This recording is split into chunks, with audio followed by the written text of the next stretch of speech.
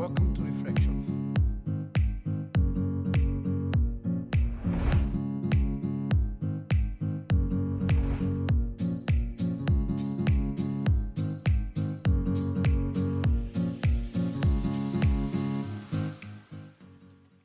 Good morning and welcome to another episode of Reflections. As we all know, this month we are tackling relationships, August edition. Now today we have a couple, a very wonderful couple. They have been engaged for 7 months and their wedding is actually this weekend on the 15th of August. Today we have James KAMAU and NJERI. Karibuni. Thank you. Thank you. Thank you. Thank you. Quick fire, first impressions of each other. First impression of each other. That is, we're talking about before we actually met. I saw him When you met, when you somewhere. truly uliona James. Okay, Yes. for James, he's an extrovert. So for me, just when we actually met, for me, I'm kind of like, I call myself an ambivert. It depends with the crowd. So for James, he's an extrovert, and slowly I got to adjust to it. Because now that means he's heard before he's seen.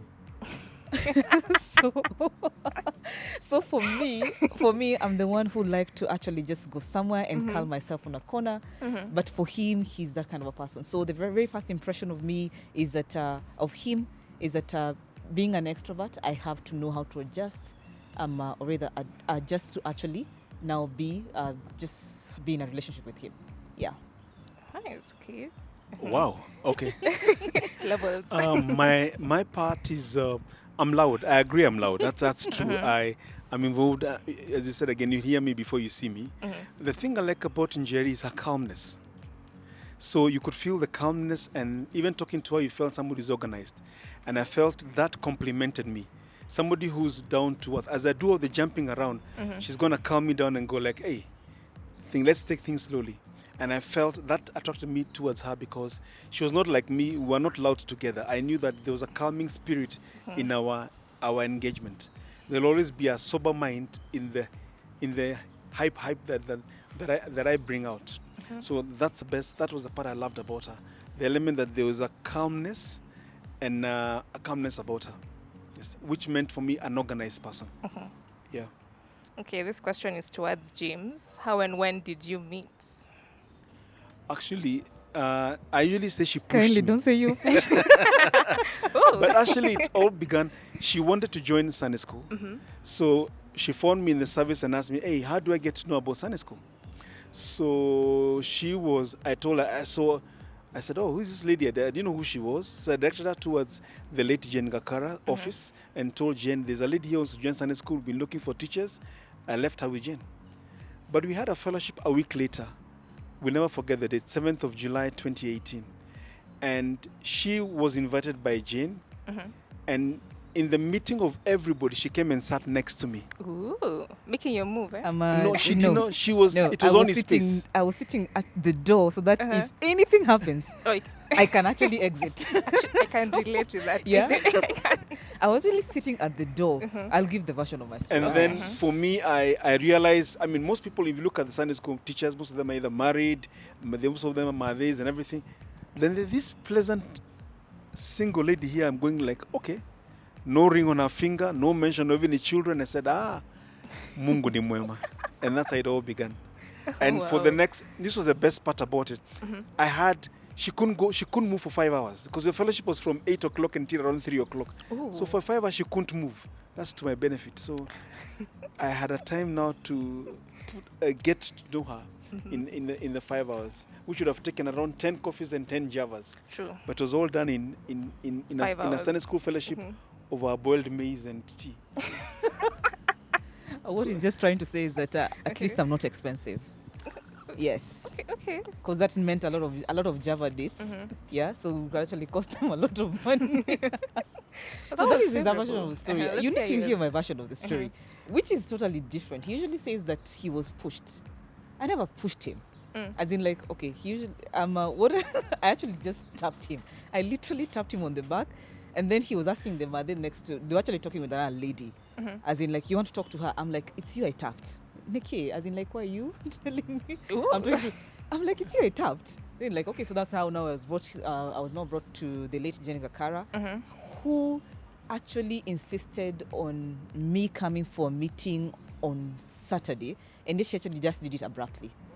I was doing my studies. I'm still in school, so I was doing my studies, and then Jenny Kakara told me, no, you have to come for this particular meeting, and I had an engagement on Saturday. So I told Jane, no, me, I'm not coming, because I already had an engagement before. So Jane insisted until I gave in. So giving in, I meet this guy on that particular day. And then I decided, so for me, we were in the car with Jane going to, it was actually teacher Edith's house in Kahawa, Sukari. Sukari. So for me, I'm this particular person who is always keen to know where I'm going. So all the corners, all the directions. Calculate the distance from the main road to make sure you have the Uber money just in case. So now when I actually went there, everyone, they actually know each other. Now for me, that ambivert, my ambivert, the other side of now the introvert, checks in. So I'm like, okay, let me sit near the door. So just in case they just get cozy and I feel like I'm not comfortable, I can easily walk out. So near the door, it was really cold. It was July. And then I remember James asking me, do you have anything home? I just chamoed some socks from my bag. He just looked at me, he's like, okay. Who carries socks in a bag? Actually, our handbags can carry a lot of things. So apparently that's how we actually met. Then we became friends for a whole month. Then in August, that's when we actually now decided, let's do this. Okay, that's wonderful. I love that story. And towards you, NJERI, how long did you date before you got engaged? How long did we date? From August of 2018 till January 23rd, because I was engaged on January 24th. What are mathematics? Kuna mtu wa mathematics? Of this year. Yes, so we've been engaged so far for 7 months, yes. Wonderful. Yeah. Okay. Wow, okay. James, from when to, okay. Unashtuka. I didn't even know the case. All right. When did you know that he or she was the one you wanted to marry? We can start with NJERI, then we can go to James. For us guys, I can actually say we are with our age, we are not looking for lack of a better word, as in like a girlfriend to just like test waters and all that stuff. So for me, is like if you're coming in, I remember when we actually started the very, very first talk on that, the day after 7th, we actually met. And the very, very first talk I actually did is something that I told him what I'm actually doing to put him off. Because I knew if I tell you what I'm doing to put you off, I'll know, are you going to support my career? So for me, when I actually got to see that he's able to support my career, I got to know this is the guy that I want to actually spend the rest of my life with, because I don't want to compete with anyone. I want us to actually be to complement each other in a relationship. So for me, from that particular time, I knew I am not here for a girlfriend-boyfriend thing. So, and I really like the transparency that was there from the word go. So for me also, honesty matters a lot. So for him, the time he came out, the day after 7th, because on the 8th we actually met in a different other scenario. As in from that particular day, I knew this guy, we're going to go further with him. Okay. James? Yeah, I think it was... I think the first thing that we did is, I think on that Sunday, I called her, and something that moved me was her laugh. There is a way she laughed to my jokes and what I said, and I felt a connection. It was interesting, just her laughing. And I could feel there's a way somebody responds to something, you realize you can feel, I need to know her more. And that's what I got in and said, hey, but who you see watching? I need to know who she is. And that made the difference. And I like what she said, because we both, at our ages now, we both put our cards on the table, where we've been, our past, so that if you don't like where I've been, just let's know from here, you're out. She told me her position. This is what I'm doing and everything. Take it or leave it. And that helped us in a foundation, knowing that I think it's a bit different for other couples. Like if anybody right now is 19, 20 and dating, you really can't. There are no cards to have on the table because you never really had any cards. You've just begun life. But as you grow older, you have our past. We have the things we've gone through, and when you meet the person you feel this is real, it's best when you tell them where you're. So if they reject you from that moment, you begin from a point of, you're knowing from a point of knowledge. Yeah. So you've both mentioned your past and how at your age you just need to be serious and straightforward and honest. So how was your wait in terms of Christianity? How are you waiting for this person? How would you say it was? Was it difficult? Was it easy? How could you give that?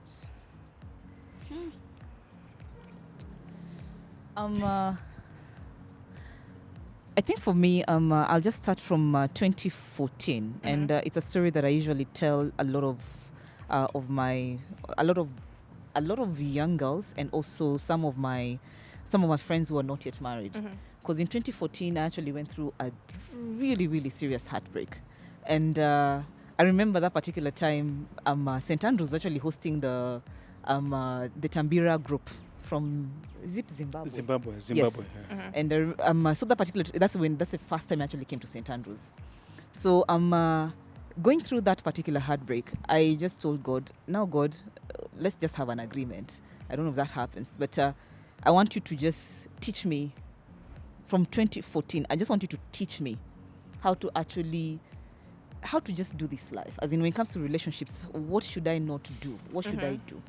So so I stayed that way, a single person, till 2017, which I usually tell Jemo, it was a situationship. I never ever termed a relationship, because apparently at that particular point I got to know that not everyone. It actually took me back to the Bible, telling me that not everyone who calls me God, who calls you Lord, who calls God God, that they actually meaning that.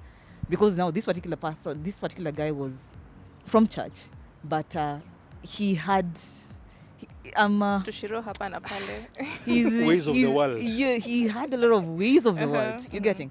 So apparently now, at least now, getting from that. So at that particular point, I actually went back and actually asked God, as in, like, you mean there's such people in church? And then I remembered there's a song that Juliani has done that he sang and said that usione msichana kwa church anainua mkono juu anafanya praise and worship, but ile anataka muone ni muone left nini yake haina ring. Oh my. And I'm like, okay. That's when actually hit me that way. Ooh. So later on, actually it was actually a month later, because that's when I actually now met James. So I actually knew, if you're coming into my life, it has to be something that I have these setup rules. So first of all, as in the very first thing, definitely when I actually talked to him about my career. The next we actually talked about is, I told him, for me, sex until marriage. So so he's like, good. For me, also, my foundation, sex until marriage. And that's what I usually tell people, that when God was actually writing, the inspired word of God, when it's telling us that do not be unequally yoked. God hakuwafala akisema hivyo.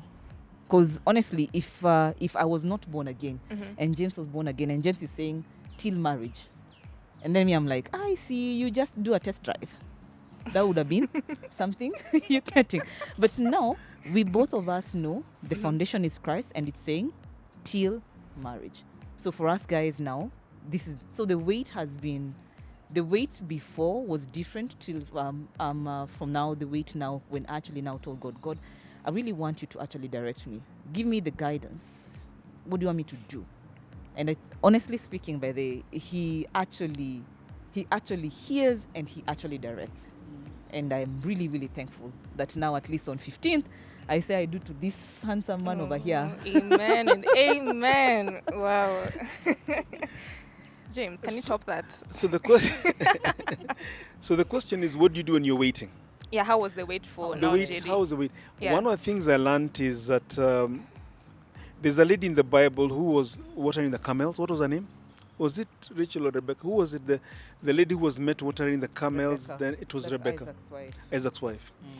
And the lesson I've learned is that the Lord will bless you in your ministry, in your walk with him, you don't walk around saying, nikiingia kanisa, ni yule. No. You play your part, it will flow. It's not that you walk into a ministry saying, I'm looking for a wife. Play your part in ministry, the Lord will bless you. Okay. I've learned that. And I've learned that in my walk. And I always try to encourage many people, especially ladies, who always say, do I need to go to a certain place and wait and stand in a particular position? Rachel or Rebecca? It was who? Rebecca.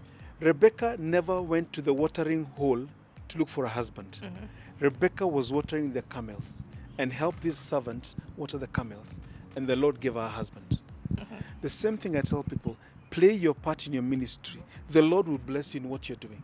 Yes. He will not take you out. And also something I tell people, the Lord, if somebody does not compliment your ministry, then I don't think he's the right person for you. If you're involved in a certain ministry and you met this guy and all of a sudden you're no longer in the choir because of this guy, or you're no longer in the media ministry because of this guy, or because of this lady, then something went wrong somewhere because you had prayed to be in that ministry. Yes. So that's the best part I say. During the waiting, as you look around, be faithful in what you do, but play your part in your ministry. The Lord will be faithful. Oh, Yes. would you say that one of the telltale signs is that you guys can comfortably serve together in church? No, but then you don't even need to. But I'll tell you very people that you don't need to, but complement the person's role in church. Assuming I meet somebody, she doesn't sing, I do sing. If I used to be in Joyful Sounds, and by meeting her, she tells me we have to have Saturday dates, and that's the day we come for practice. Then we start having a problem here because I pray to be in this ministry. Now her meeting me means it goes down. She goes for a Saturday Bible study she used to go for a Saturday Bible study every Saturday. And one of the things that I had to join and be with her because I realized that is what built her as a Christian. So am I supporting what she loves doing? She knew I was in Sunday school. We later can now be in Sunday school. So I find that very important that you may not be in the same ministry as the person, but let the person complement what you're doing in church. Does it edify your ministry? Yes. Do I become a better choir person because of I've met someone? Do I become a better person in the media ministry because I have someone in my life?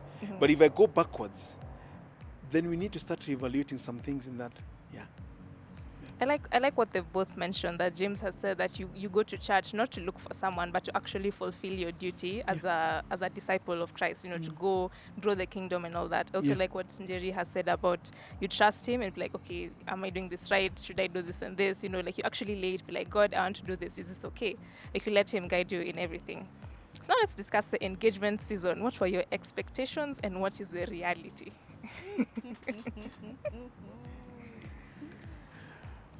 Wow, the engagement season.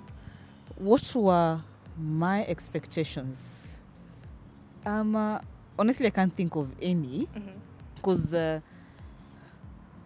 was there any Okay, as in like, cause we've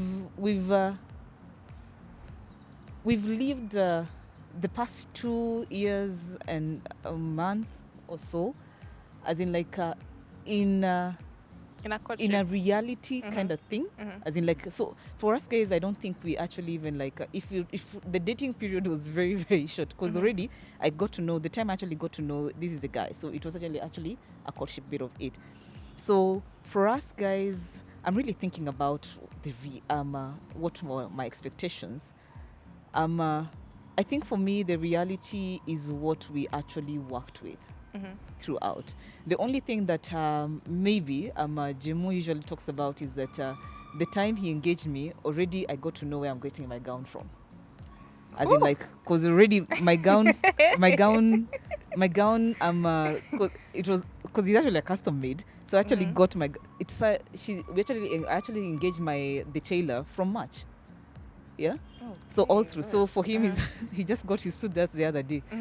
Yeah, so I think maybe for us guys, it's now from that particular time, the reality bit of it is sinking. So there's a day that you guys are going to get married, but after that, how have you been preparing for it? And I really thank God that the reality has come in with a lot of experience bit of it, where we've actually been taken through a premarital class. Yes. I really thank God for St. Andrews. We actually gone through a really, really nice premarital class.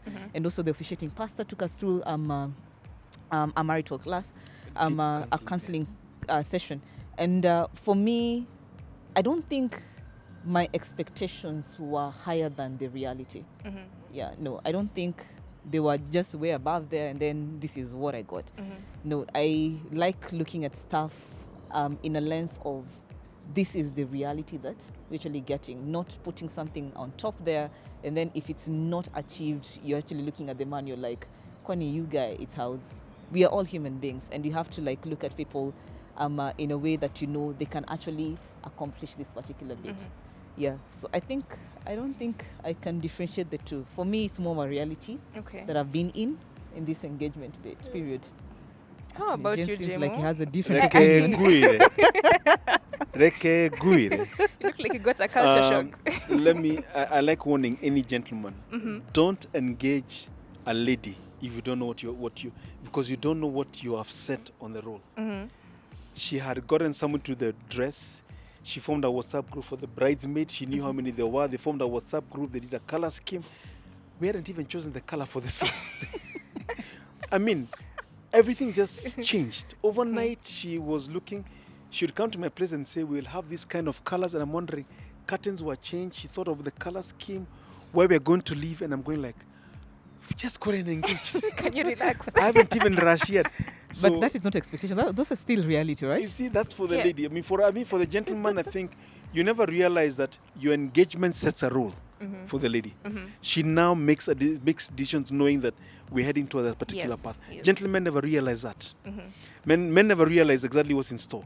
So I just got my suit on last week on Friday. Wow. She had her dress done. She was doing so it's an interesting thing for gentlemen to realize. If you dare engage a lady, be ready for what's about to happen to you because she's going to go on a trajectory in another speed. So you're going to catch up and realize things are in order. So it was an exciting journey because we knew where we were heading to. So she had the 6 ladies. She knew who the 6 ladies would be for her wedding. I only had one guy. I'm wondering who were the other 5. So that one from primary. And actually proposed my kid she brother. She threw her brother to my side. I mean, now I'm wondering, I need to get 4 more people. So now 2 done, 4 people to go. That's the ladies for you. So for guys, we never go through that. We never realize what we're doing when the moment you engage, you think of engagement and marriage and the wedding, but you don't realize what you've set off with that.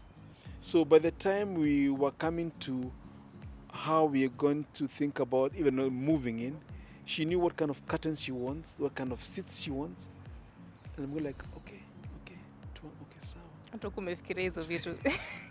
You just thought I've just proposed, now I can relax. Thank you. But it's an exciting journey. I mean, just being there for her as she does through the journey, it's exciting. Oh, wow. Now, have there been any pressures that you have dealt with in this season of engagement? And how have you dealt with them?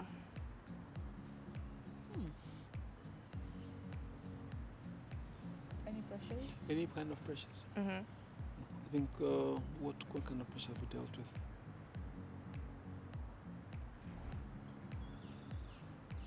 I think have we, apart from just making sure, the thing has been, the moment you started getting engaged, just to go tell our parents that there's this guy who wants to come. Because before parents have been seeing you, but you've never gone there officially. Yes. So you realize now you have to plan all the visits and things that need to be done. I think that's the part that we now had to be prepared for.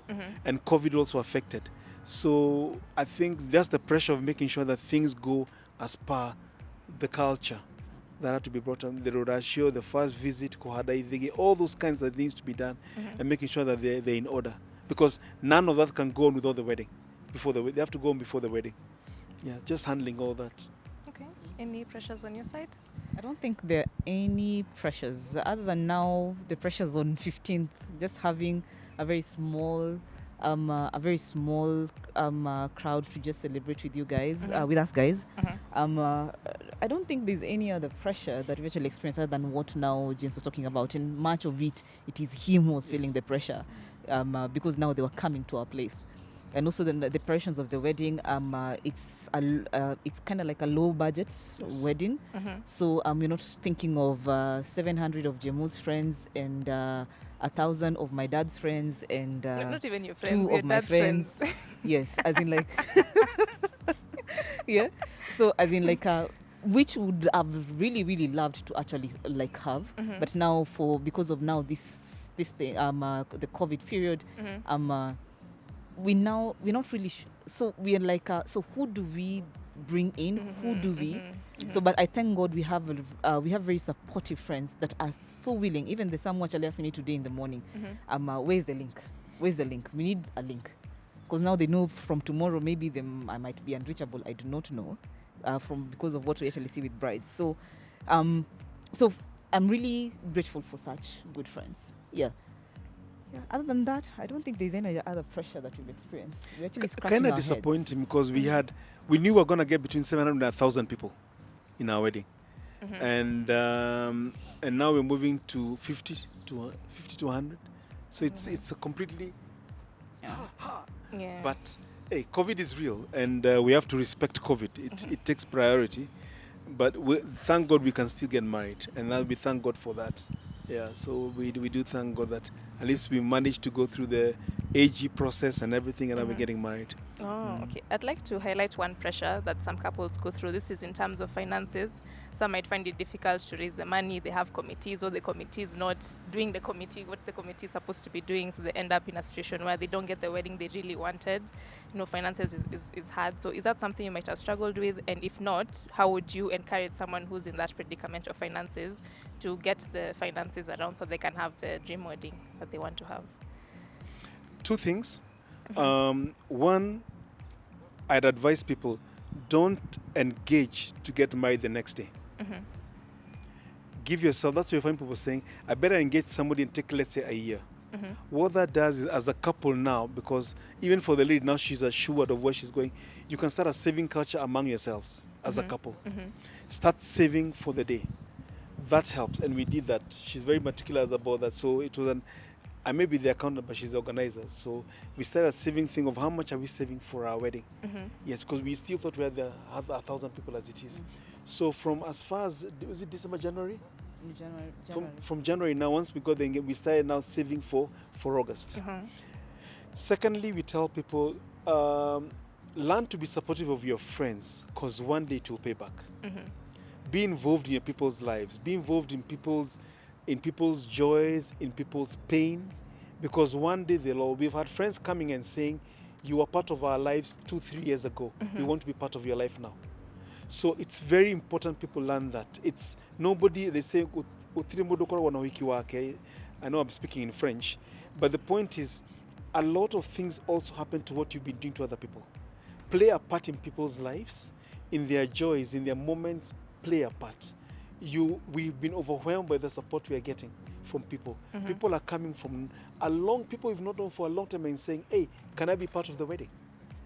And it's humbling. But to realize that do your savings part, give yourself a long period between engagement and the wedding, and then please play a part in people's life. It will one day pay off. And we've seen God's faithfulness in that. Yeah. Okay, NJERI, any advice? There's something that I always tell any of my friends who are actually getting married. And actually this time I actually had to take that advice myself. And it's like, do not build an expectation with your friends. I'm saying that now because Michelle looks like she's a CEO in this particular company, she can give me around like 50K. Yeah? Because you do not know what Michelle goes through. There's a position that she has. You think she can actually give you 50K, but at the end of it all, maybe she gives you something like 2K. So what perception are you going to have towards her? So for me, I usually tell people that do not build an expectation. Yeah, someone will actually want to come and help financially. There are people who are behind the scene and they're actually praying for you guys. Yes. And for me, even those ones, I really, really, truly appreciate. So I usually, even some of my friends have actually called me, they're telling me, hey, NJERI, Manze, I will come see you. We'll come see you guys after the wedding. You're like, no pressure, just be in prayer. Yeah. So for me, I think I've really, really learned to, yes, even if you're out there for them really strongly, yeah, even them, there's something they're actually going through. Don't expect them to come and actually like engage much in your stuff the same way you did in theirs. So try as much as possible to understand people. And I think for me, that's something that I actually got into to just like ingrain in me. Understand people so that now don't have a very high expectation on someone. And then something else, there are people who actually like build, they do a budget of 1 million, 2 million for a wedding. And question is, how much can you finance from that yourself? 20K. Yeah. Then you say, what is the couple's contribution? 20K. You're like, wait a minute, 2 million, 20K. Question is, this is one day. Yeah. I was actually telling Jemo, maybe they plastic seats. But then he was just looking at me. He's like, okay, weird. I told him, plastic seats. You just dress them. I don't mind. Yeah. For me, I'm actually just looking at, can we feed these people who are coming for the wedding? Can we have very good drinks? Okay, there's something that about me, just tell you. For me, perfumes and anything that lasts, that one I will spend. But now something like chairs. Why do I have to get a very expensive seat, and yet I'm not going to feed all my guests? Yeah. So for me is like, be realistic. As in, it's a one-day event. Now from now 16th, us guys would just be me and Jemo. Everything else would be congratulations for your marriage, and no one else is going to be. So do you have food for that particular day? Have you organized your home? Yeah. For me, I'm looking at how prepared are you for marriage, because I feel like you should be better prepared for your marriage than even the wedding bit of it. I'm not saying don't be prepared for your wedding, but don't spend all your monies. This thing as you're going to get a loan to finance your wedding. Do like this. Come to Reverend here. Tell him, me, ask guys want to get married. Can we do this and this and this? And we've always been told by reverends, just come in even on a Thursday afternoon. Come in with the witnesses. Now get married, go. Yeah. So for me, I usually I tell people that if you do not have the finances and really want to do it the right way, look at the easiest way to do it. Yeah. We will understand as your friends. Yeah. But don't go all out and then later on you're calling us, Manze, give me a loan for 20K, I'm going to then you're like, but you did a wedding for 2 million. Yeah, it's not making sense. Yeah, so for me, yeah. All right, thank you for that. As we finish up, what words of encouragement would you give to 3 different people? One who is single, one who is dating, and another similar couple to you who's in the engaged stage. What word of advice would you give each of them? Single, dating, engaged. First, for the single person, your time will come. I say this because two and a half years ago, I didn't have anyone in my life, and now 2.5 years later, I'm getting married. So I tell people that I mean, that's something that's important to say about play your part. Yes, definitely look around and hope for the best. But your time will come. Your time will come. And it's never far. It could be somebody, it's never far. I mean, she was in St. Andrews. Yes, it's a Rokoichu. It's not an it's so your time will come. You never know where it's gonna be. You could be, but your time will come. So just play your part in whatever you're doing. Especially in your ministry. I like this because we're in church and ministry. Play your part. Your time will come. That's my part. For people who are dating, you're gonna go through a lot of. You're gonna meet somebody who think it's a person. I think people have gone for coffee and after the coffee not talk to each other. Yeah. Live with that, because unless you're comfortable with the person, you will struggle. We've all gone through that kind of dating scenario where you meet somebody and you believe this was the one, but the end of the coffee, we've had girlfriends telling you how you go with this guy for coffee and you find he wants you to pay the bill and you're wondering, you called me for the coffee and now you want me to pay the bill, and he chose the restaurant, Yeah. Yeah, you usually used to go into chicken. He wants to go to Java, but now he wants you to pay the bill because he thinks.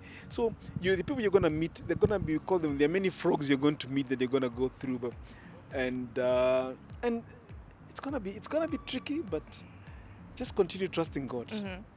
For the ones who are engaged, I'd advise them again: plan. You've made a decision. She's the one. He's the one. Make the plans, involve your families, and get your families involved. It's very important. Something about the dating. And this is very, very important. And I'll say this and I'll stick to this. If he doesn't introduce you to his friends, if you don't get to know his friends, run. Because if he's not proud enough to take you to his friends, there's something he's hiding.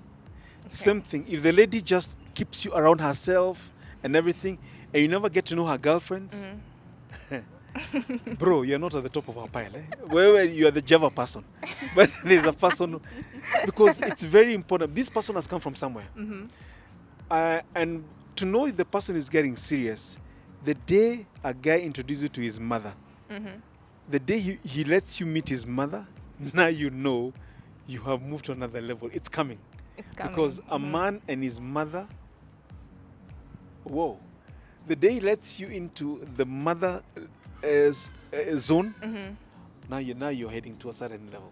Yes. But the one that's important for ladies, especially for ladies, if he doesn't tell you about, he mentions his friends but has never involved you in his friends' lives, run. You are not safe.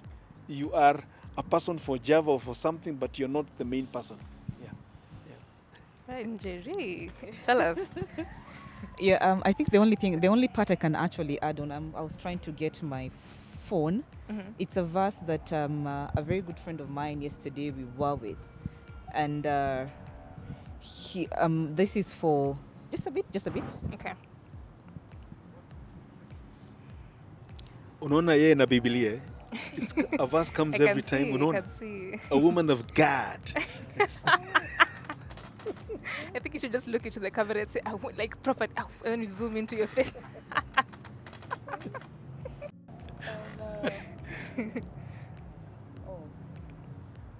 It's actually from Isaiah 64. Just a bit. Your mic is down, so. So there's something a friend of mine yesterday. We were just having. He invited me for a final. Okay, we are three of us. So the other one was actually on phone, and they're calling it a mini bachelorette. They're just two crazy good friends of mine. So but they're born again, and we actually banter a lot. So he actually took me to Isaiah 64:4. And this is for singles. It said, since ancient times, no one has heard, no ear has perceived, no eye has seen any God besides you, who acts on behalf of those who wait for him. So for me, what I can just tell the singles is that he's faithful. He's faithful. And the wait, as long as it's a wait that you've actually involved God in, he's very, very faithful.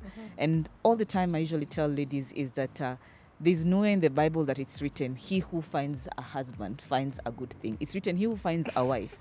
And it's not written, he who finds a girlfriend. It's he who finds a wife. So for you as a single lady, be found as a wife. So just go to Proverbs 31 and get to see what are these wife things that you're supposed to be doing. Then now from there, when you're found now, you're going to be found by a man who's going to say, wow, this is actually a good thing they've actually found. Yeah. The rest, dating, engaged? The rest he's captured them really, really well. No, the friends part, please don't take the friends part as a joke. It's a very fundamental part because he or she has a life before they met you. So who is their life? He only takes you for dinner, very good places. He drops you home. He keeps you to himself. Something ain't adding up. Everybody is a social being. He has a family, he has friends, he has colleagues, and if none of them are appearing in your date life, please run. And I'm not going to hide that part. Please run. Yes. There's more than miss here in that one. Thank you. I've learned so much from this. Karibu sana. Thank you so much for coming, NJERI and James, soon to be Mr. and Mrs. Nganga. Yes. I wish you all the best in your on your wedding day and in your marriage. Thank you very much. Thank you. All right, guys, that was Reflections. We did engagement, we've done dating, we've done singlehood. Tune in for the next episode next week. I don't know what we'll be tackling. It could be marriage or another topic, but stay tuned for that. I have been your host, Michelle Gikanga. Thank you for tuning in.